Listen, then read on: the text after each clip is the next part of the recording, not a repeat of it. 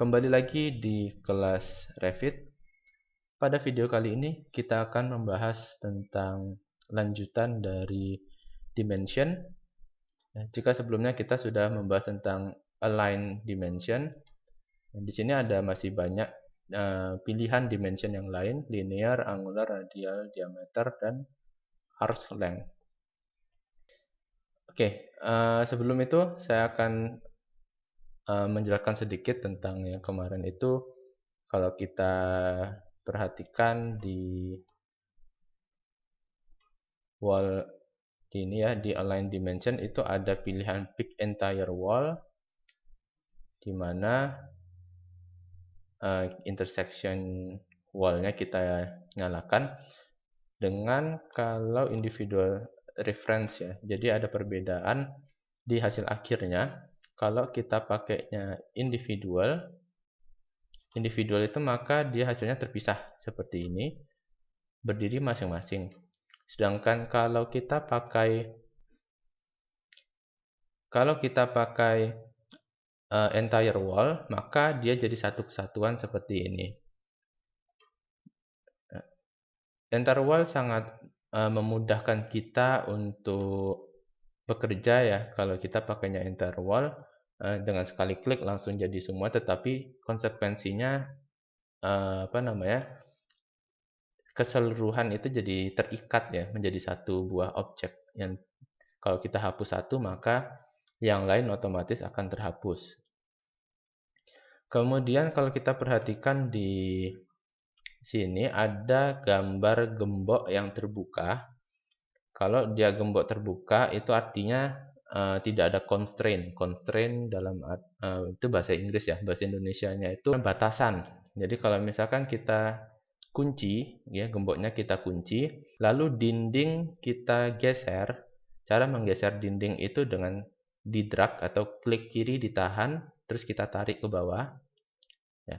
Dengan tadi dimension itu kita kunci, maka di sini ukuran jarak dinding satu ke dinding yang di atas ini dia akan selalu sama karena kita sudah membatasi bahwa jarak kedua dinding ini tidak boleh berubah. Kita kunci dia sudah.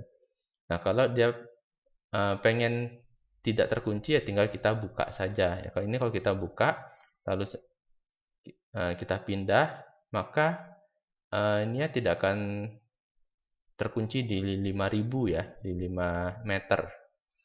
Itu adalah fungsi dari gembok. Gembok ini akan kita temukan di banyak hal ya.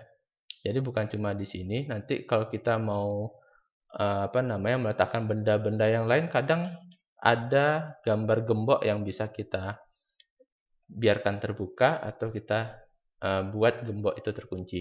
Intinya gembok itu memiliki fungsi bahwa ada batasan yang kita kunci sehingga dia tidak bisa berubah dengan adanya modifikasi yang kita lakukan. Kemudian kita lanjut ke ini dimension ya. Dimension selain bisa kita akses dari modify, kemudian kalau kita klik kita aktifkan maka akan muncul banyak pilihan di sini. Selain itu juga bisa kita akses dari annotate ya. Di annotate ini ada sudahan icon-iconnya. Kita kembali ke modify. Jadi ada perbedaan align dengan linear. Jadi kalau align itu misalkan kita punya dinding miring seperti ini. Setelah kita klik align, kalau misalkan ini posisinya individual reference, maka kita nggak bisa ya cuma ngasih dari satu dinding. Kalau satu dinding nggak bisa, dia harus ada dua dinding. Dia butuh reference satu lagi. Supaya satu dinding ini mau terbuat dimensionnya, ini harus kita ganti dulu ke entire wall. Kemudian tinggal kita klik. Nah, kita perhatikan di sini align itu dimensinya mengikuti orientasi dari dinding, ya.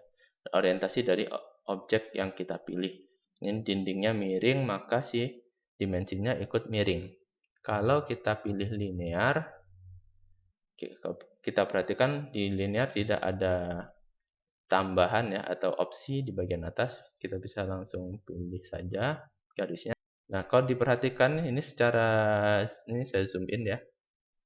Ada muncul titik biru sangat kecil di ujung dari dinding.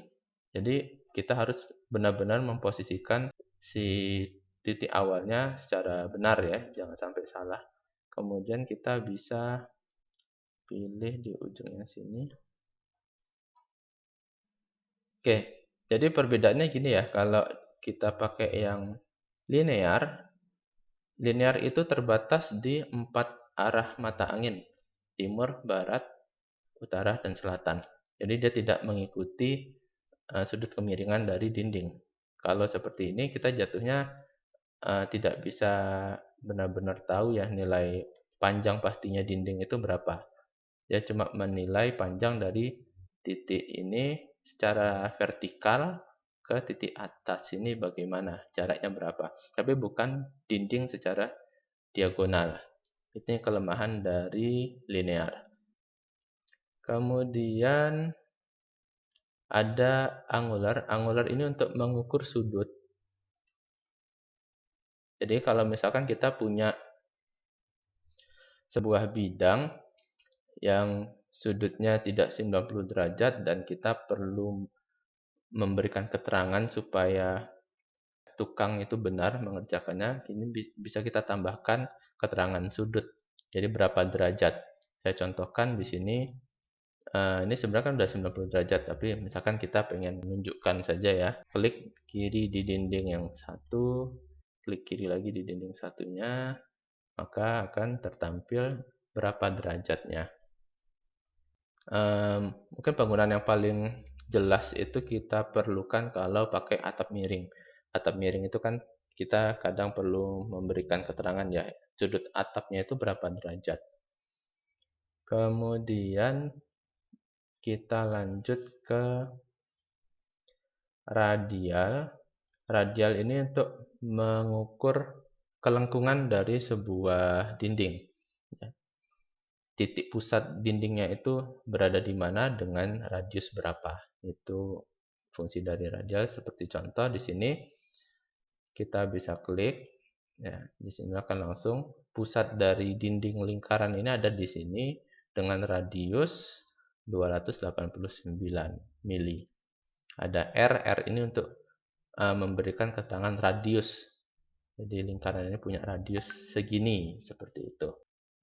Nah, untuk mengakses dimensi yang radial tadi ya, radial dimension itu bisa dengan klik di atas sini, atau bisa juga kalian klik dindingnya, terus di sini ya ada gambar. Keterangannya make this temporary dimension permanent. Artinya di sini sudah ada sebenarnya keterangan radiusnya, tetapi sifatnya tidak permanen. Artinya kalau kita tidak pilih dindingnya, keterangan itu hilang. Begitu kita pilih dindingnya, baru keterangannya muncul. Nah, kalau mau dijadikan ini permanen, artinya dia akan tertampil secara terus-menerus. Ya, ini kita klik. Ya, ini gambarnya kita klik, maka sudah jadi. Jadi nggak perlu harus selalu mengaksesnya lewat sini ya. Dan ini tidak hanya berlaku untuk radial saja. Misalkan kita punya dinding seperti ini ya. Terus ini ada keterangan, oh jarak dinding ini ke dinding ini secara online itu 871. Kalau ini mau kita jadikan dimensi yang permanen, ya tinggal klik saja ini. Maka sudah jadi sebuah dimensi yang permanen. Ini sangat memudahkan kita dalam bekerja. Oke, kita akan coba cek dulu. Oke, di radial ini hanya ada wall center line saja ya.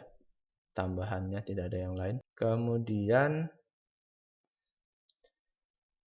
diameter. Diameter ini untuk mengukur diameter dari sebuah objek tentunya lingkaran bisa seperti ini.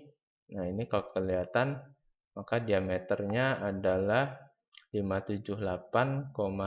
Jadi kalau kita mau bikin lingkaran sempurna, ya diameternya segini. Atau kita misalkan punya sebuah objek keterangan ya, gambar keterangan. Mungkin ini mau menunjukkan di sini ada septic tank, bentuknya bundar. Nah, ini bisa kita kasih keterangan nih, berapa sih diameter dari septic tanknya. Seperti itu. Di sini juga pilihannya adalah wall center line. Jadi ada cuma penempatan ini aja ya. Ujung-ujung dari garis yang kita ukur itu dari mana sampai mana. Apakah di tengah dinding atau asnya dinding atau di permukaannya dinding. Dan yang terakhir ini ada arc length dimension. Arc length dimension ini, bentar kita hapus dulu biar tidak terlalu ramai. Arc length dimension itu fungsinya untuk mengukur ini dinding lengkungan panjangnya berapa ya.